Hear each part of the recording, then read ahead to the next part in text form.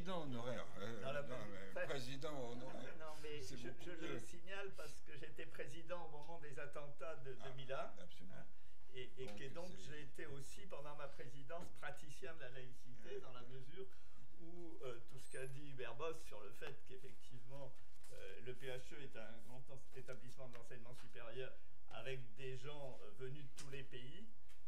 Voilà, j'ai aussi eu à vivre cela en tant que praticien de la laïcité, comme président d'un établissement d'enseignement supérieur. Il y a 7 ouvrages que vous avez ici, qui a été publié, les 7 laïcités françaises, donc a été cité déjà plusieurs fois, qui a été publié donc aux presses de la Fondation des Maisons des Sciences de la Fondation de la Maison des Sciences de l'Homme, dont je vous conseille vraiment la lecture. C'est vrai qu'il y a une analyse extrêmement intéressante et puissante.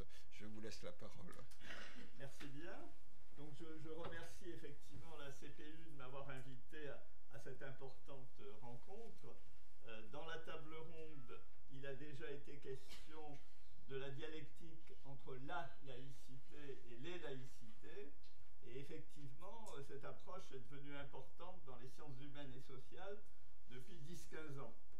Cependant, dès 1960, une manifestation scientifique internationale de 4 semaines avait été organisée par le Centre des sciences politiques de l'Université de Nice, et son objet, donc en 1960, était d'effectuer des études comparatives sur différentes laïcités.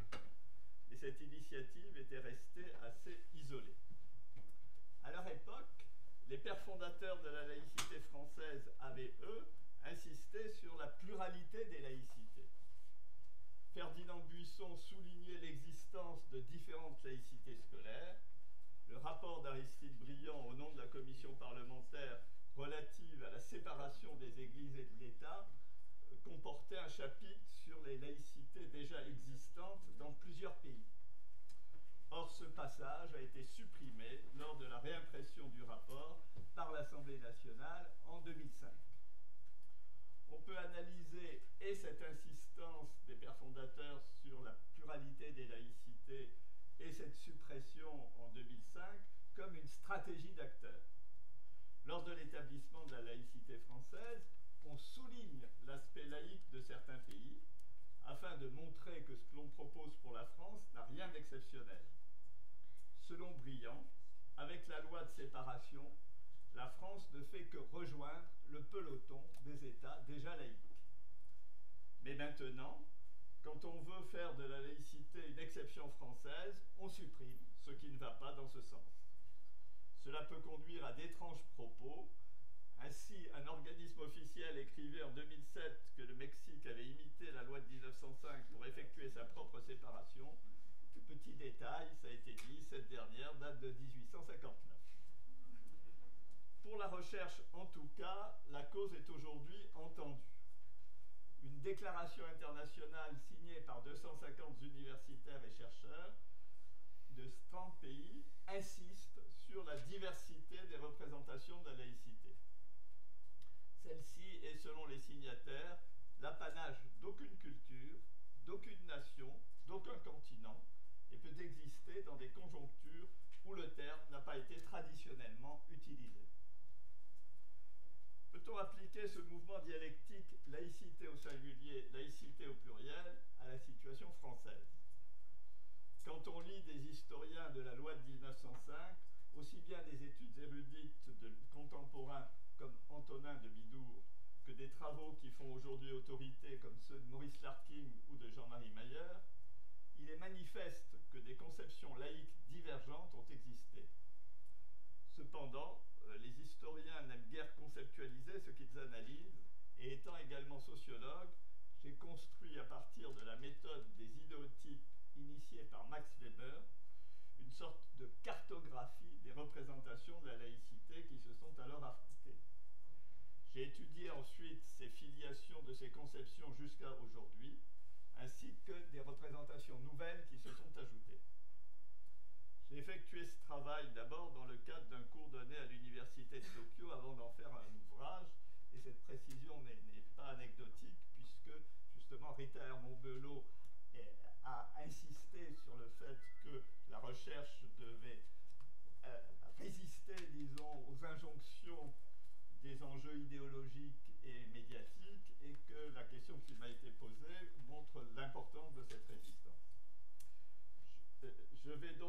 présenter ici de façon très succincte les résultats de cette recherche, sans pouvoir, faute de temps, expliciter ma démarche et donner les nuances nécessaires. Pour construire l'idéal type du capitalisme, Weber analyse un discours de Benjamin Franklin qui lui semble illustrer cet esprit avec, écrit-il, une pureté presque classique. De même, lors des débats de la loi de séparation de 1905, toujours au cœur de la jurisprudence laïque française, des représentations déjà présentes de façon diffuse ont été clarifiées et se sont affrontées. Chacune était porteuse d'une conception spécifique de la liberté de conscience, de la citoyenneté, de la séparation elle-même et de la neutralité.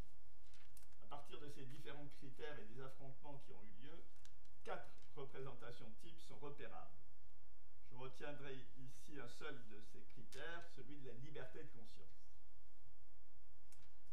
La loi est issue d'un texte de la commission parlementaire dont Buisson était le président et Briand le rapporteur. Selon un de ses membres, un choix fut fixé dès le départ. Organiser la liberté et non écraser l'infâme. Ce choix était commun aux deux hommes qui ont privilégié l'option d'une séparation libérale. On leur doit donc l'architecture de la loi.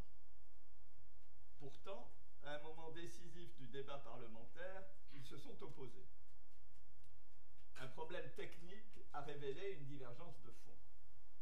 Originellement, la jouissance des églises qui restaient propriété publique était dévolue aux associations qui se formeraient pour l'exercice du culte selon la logique de la loi de 1901, précisément sur les associations. Cependant, Briand, appuyé par Jaurès, a modifié les conditions de dévolution. Avec l'article 4 de la loi, les associations cultuelles qui auront la jouissance des églises devront se confirmer aux, je cite, règles générales du culte dont elles se proposent d'assurer l'exercice. Dans le premier cas de figure, le cas défendu par Buisson, la République assure la liberté de conscience des individus. Ensuite, ceux-ci peuvent librement s'associer sans que cela concerne directement l'État. Briand et Jaurès intègrent, eux, une dimension collective à la liberté de conscience. Certes, avec la séparation, il n'existe plus de culte reconnu semi-officiel, mais la République respecte, et le terme est employé dans les débats, la République respecte les groupements religieux comme entité collective et elle tient compte de leur organisation propre. Voilà donc deux laïcités séparatistes différentes. L'une est d'abord individualiste et assez stricte, l'autre intègre une dimension collective et se montre plus inclusive. Dans les deux cas, cependant, le droit commun s'applique globalement aux religions qui désormais font partie des organismes de la société civile. Mais, comme le constaterait M. de la Palisse, si la loi de séparation est issue du travail de la commission parlementaire, c'est qu'elle ne provient pas d'un projet de loi du gouvernement. Pourtant, au début de 1904, le président du Conseil d'alors, Émile Combes, avait déposé son propre texte. Buisson n'hésite pas à écrire à ce moment-là que ce projet de loi, je cite, ne peut s'appliquer à la séparation des églises et de l'État puisque c'en est juste l'opposé. De fait, Combes se situait bien davantage dans la tradition gallicane que dans l'optique de la séparation. Ce gallican républicain maintenait une dépendance des églises envers l'État et instituait en revanche une quasi-séparation entre l'Église catholique en France et le pape. Il s'agissait alors de favoriser un catholicisme républicain, contre ce que les historiens appellent le catholicisme intransigeant, on parlait à l'époque d'ultramontanisme, considéré surtout après l'affaire Dreyfus comme une menace pour la République. Dans l'optique de la laïcité gallicane, la conception de la liberté de conscience suppose une acculturation de la religion et le pouvoir politique peut ainsi discriminer entre une bonne et une mauvaise religion. députés combistes déposèrent des amendements pour limiter la liberté des églises face à l'État ou pour interdire le port de la soutane dans l'espace public. Ces amendements furent tous rejetés et Briand insista: la loi de séparation sera une loi de liberté.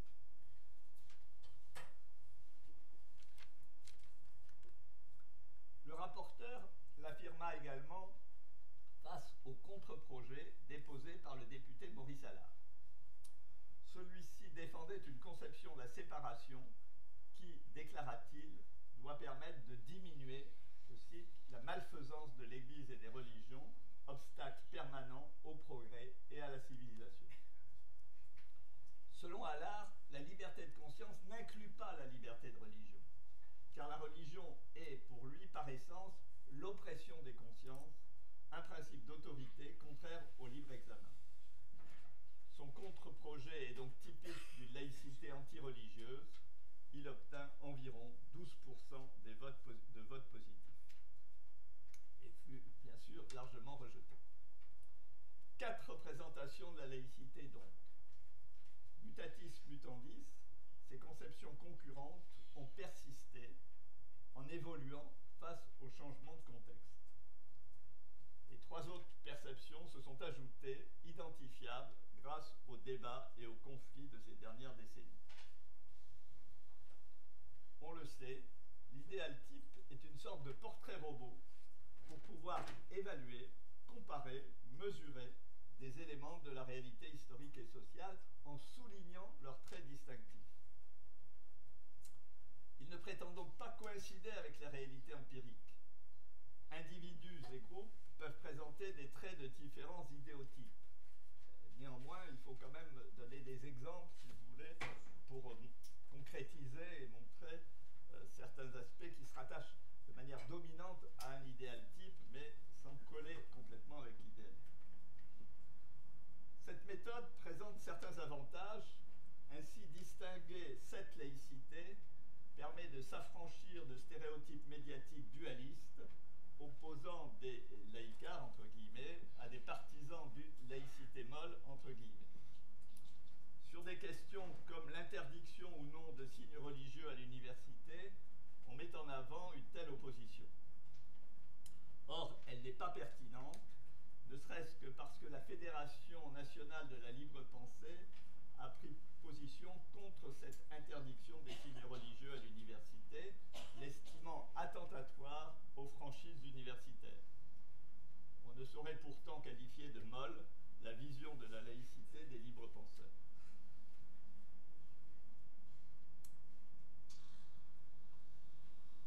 Cette vision s'apparente à la laïcité séparatiste individualiste stricte. Certes, la libre pensée associe les héritages de Buisson et de Briand et elle accepte, elle approuve l'article 4 de la loi de 1905. À ce niveau-là, elle est plus proche de Briand que de Buisson. Cependant, si elle défend la loi de 1905 et la liberté de conscience absolue des individus, elle se montre réservée face à une disposition de la loi de 1905, une disposition qui provient du vote d'un amendement. C'est la fin de l'article 2, le fait de pouvoir rétribuer sur fonds publics des aumôniers dans les lieux fermés. Et c'est pour ça que je la classe quand même plutôt dans la laïcité individualiste stricte, comme signe distinctif. Néanmoins, la libre pensée signe souvent des communiqués communs avec 2 autres associations laïques historiques, la Ligue des droits de l'homme et la Ligue de l'enseignement. Ces dernières se sont spécialisées dans l'étude précise de la loi de 1905 et du dispositif juridique laïque en France. Elles ne veulent ni être laxistes envers les atteintes contre la laïcité, ni brider l'expression publique des religieux. Mais dans les atteintes, dans ce qu'on appelle atteintes contre la laïcité, elles trient entre ce qui sont les véritables atteintes à la laïcité et ce qui vient d'une méconnaissance de la loi de 1905. Parfois, justement, l'application de la loi de 1905 est appelée atteinte à la laïcité. Notamment, j'ai entendu un médecin à la télévision dire que le fait de payer des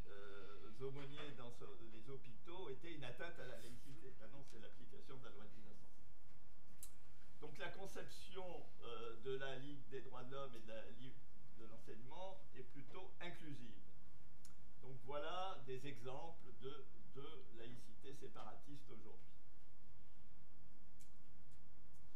Si pour l'historien et sociologue Émile Poula, les dispositions de la loi de 1905 manifestent la sortie du gallicanisme, le courant gallican républicain n'a pas disparu évidemment.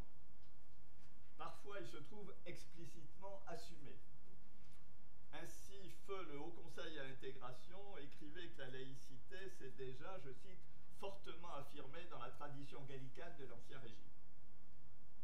Cependant, la plupart du temps, il n'y a pas de référence explicite au gallicanisme, c'est plutôt un impensé qui se manifeste pour le chercheur, que le chercheur peut décrypter par différents indices. Ainsi, on attribue à Émile Combes la paternité de la loi de 1905, l'hebdomadaire Marianne par exemple. Ou alors, on propose de cantonner la religion dans la sphère privée, alors que la loi de 1905 élargit les possibilités de manifestation publique de la religion par rapport à la période antérieure, et d'une manière, là aussi, qu'il faut décrypter, puisque c'est le lien entre l'article 27 et l'article 44 qui permet cet élargissement des manifestations publiques de la religion grâce à la loi de 1905. Mais la jurisprudence ensuite est allée tout à fait dans ce sens. L'analyse du champ lexical est également très significative. Le vocabulaire guerrier du gallicanisme républicain s'oppose aussi bien à l'époque d'Émile Combes qu'aujourd'hui aux propos d'apaisement et de rassemblement typiques d'Aristide Briand. On a cité sa fameuse phrase « résister aux surenchères et garder son sang-froid », donc typique d'Aristide Briand et de ceux qui se situent dans sa filiation. La laïcité gallicane, donc, constitue la troisième des 7 laïcités actuelles. Si rien dans le dispositif juridique français ne correspond à la vision antireligieuse de la laïcité, pour autant, cette perspective ne s'est pas éteinte. Ainsi, Michel Onfray estime impossible de cautionner une laïcité favorable à la liberté de conscience de tous, car selon lui, la laïcité doit combattre, je cite, 2000 ans de formatage du monothéisme biblique, ainsi également que l'islam. D'une manière plus générale, une dimension antireligieuse existe chaque fois que dans un discours, on présuppose que moins on est religieux, plus on est laïque, et que pour être véritablement laïque, il faut être irreligieux. À ces 4 représentations de la laïcité issues de l'histoire, 3 nouvelles manières de l'envisager existent aujourd'hui.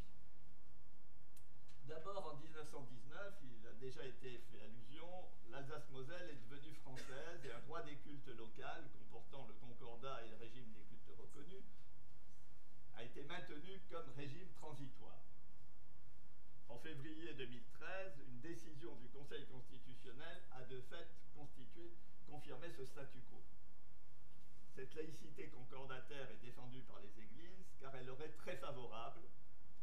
En effet, le financement public des cultes liés au système antérieur à 1905 se conjugue pour l'essentiel, pas de manière totale, mais pour l'essentiel vraiment, avec le libre exercice des cultes issus de la loi de 1905, c'est-à-dire on a le beurre et l'argent du beurre. Ensuite, en 1945, l'épiscopat français publie sa première déclaration favorable à la laïcité. La conception qu'il développe peut être qualifiée de laïcité ouverte. Elle condamne le cléricalisme en tant que, je cite, immixtion du clergé dans le domaine politique de l'État et affirme que l'acte de foi doit être libre, plus de 15 ans avant Vatican II. Elle insiste cependant sur l'utilité sociale de la religion et sur la loi naturelle qui, selon elle, serait valable pour tout être humain, quelles que soient ses convictions.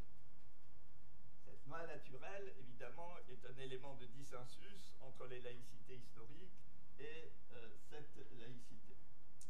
Elle peut être relativement peu invoquée par la hiérarchie, ce fut le cas lors de la loi Veil sur l'IVG. Elle peut au contraire se trouver mise en avant, ce fut le cas lors du conflit récent portant sur le mariage de personnes de même sexe. Enfin, troisième manière nouvelle d'envisager la laïcité, le rapport de 2003 de François Baroin l'inaugure. Il s'intitule d'ailleurs significativement Pour une nouvelle laïcité. Ce rapport insiste sur la fin des conflits des deux France et en conclut que la laïcité serait devenue une marque de l'identité française. Nicolas Sarkozy a développé ensuite cette optique lors de son mandat présidentiel, en insistant dans plusieurs discours, celui du Latran, mais pas seulement, sur la nécessité de, je cite, valoriser les racines chrétiennes de la France. Il met en avant une laïcité française transhistorique, où un catholicisme culturalisé, dépouillé de sa dimension proprement croyante, sert de ferment identitaire à la nation.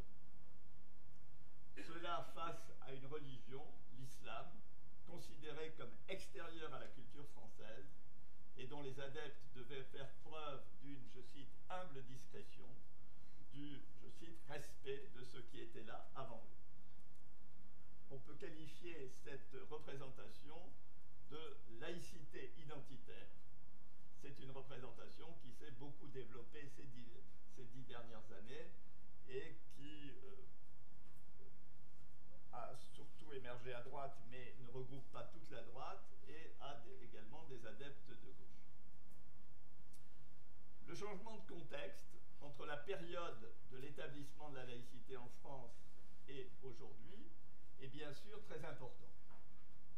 Pourtant, l'historien est frappé par la récurrence de certains thèmes, argumentés pratiquement de la même manière, tel celui par exemple de la République menacée. Il est déjà présent, très présent à la fin du XIXe siècle et au début du XXe siècle. Il s'agit alors d'un lieu commun, et ce lieu commun justifie des mesures de plus en plus dures contre le catholicisme. Et l'insuccès de chaque mesure légitime l'appel à une mesure plus forte. C'est un engrenage, et Clémenceau dénonce cet engrenage quand il affirme au Sénat que, je cite, « pour lutter contre la congrégation, on est en train de transformer la France en une immense congrégation ». De même, dans le débat de 1905 sur le port de la soutane, on trouve un argumentaire pratiquement identique à celui qui se déploie depuis 1989 à propos du port du foulard. Et on trouverait également des argumentaires identiques à propos des manifestations de la religion dans l'espace public. Et là, je voudrais nuancer ce qu'a dit Rita. Je suis d'accord avec elle qu'effectivement, dans la longue durée de l'histoire de France, il y a cette neutralisation de l'espace public et les articles organiques avaient continué certaines neutralisations de l'espace public. Mais la loi de 1905, normalement, justement, a mis fin à cette neutralisation de l'espace public dans le respect, évidemment, d'un ordre public démocratique. Et à un tel point qu'au milieu du XXe siècle, la présence de députés qui portaient la soutane, comme le chanoine Pire ou l'abbé Pierre, ne semblait pas une atteinte à la laïcité.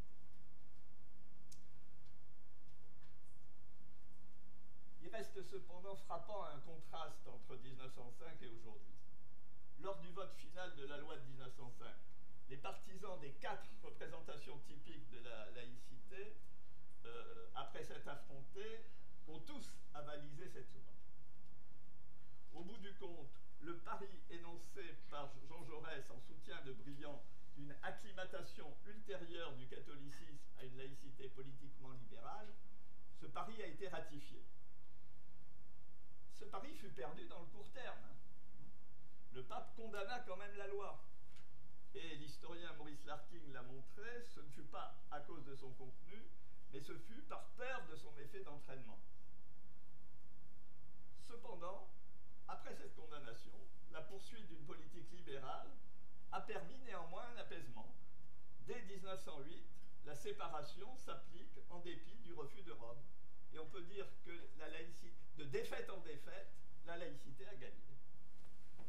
Ce pari, dans le long terme, fut largement gagné et le Concile de Vatican II en fut évidemment une preuve. Aujourd'hui, la situation paraît beaucoup plus incertaine. Pourquoi ? La loi de 1905 est la dernière grande loi d'instauration des libertés publiques par la Troisième République. on est encore en partie dans le contexte où, selon l'expression de Pierre Larousse, prédomine la foi en la loi du progrès. Ça a été dit au début. Et Larousse précise ce qu'il appelle la foi en la loi du progrès, cette idée que l'humanité devient de jour en jour meilleure et plus heureuse. Et il dit c'est une idée qui a peu d'incrédules. Le progrès scientifique induit du progrès technique et ce progrès technique génère à son tour du progrès social. Cette vision optimiste s'est ensuite été contredite par des atrocités liées aux 2 guerres mondiales. Et la colonisation qui avait été justifiée par la marche en avant de la civilisation s'est ainsi trouvée mise en cause. On a alors opposé un mauvais progrès guerrier, comme la bombe atomique, au bon progrès pacifique tel le nucléaire civil. Maintenant, on assiste à une crise des idéologies et des institutions séculières, longtemps investies d'un transfert d'espérance, le thème est de Condorcet, du religieux vers le civil. Devenue dominante, la sécularisation s'est désenchantée. La croyance aux effets bénéfiques du progrès diminue, notamment avec le questionnement de la science sur ses propres applications techniques, et également avec des catastrophes comme Tchernobyl ou Fukushima. En outre, ce que le politique juge être, je cite, les réformes nécessaires, apparaît à beaucoup comme produisant des reculs sociaux. Des schèmes apocalyptiques se propagent, se développent, des séries télévisées à Daesh. La projection dans l'avenir est devenue difficile. Dans ce contexte, la référence à un temps originel réinventé prend de l'ampleur. Il peut s'agir du moment fondateur d'une religion qui apparaît comme un recours face aux difficultés et aux injustices du temps présent, et donc on fait fi de l'histoire de cette religion et on veut revenir à un mythique temps originel. Mais il peut s'agir aussi de l'invocation des Lumières comme passé fondateur de la modernité, comme époque où il était possible de s'émerveiller du progrès. Ou encore, il peut s'agir, nous l'avons vu, de la réintroduction dans l'identité politique de la France de racines culturelles chrétiennes. Toutes ces démarches divergentes par ailleurs ont en commun la mise en avant d'un passé idéalisé lié à la crainte de lendemain qui déchante. Saurons-nous relever les défis du temps présent, nous tourner vers l'avenir, isoler les extrémistes, bref, tenter des paris aussi audacieux que celui effectué en 1905 par Aristide Briand et Jean Jaurès. Je vous remercie.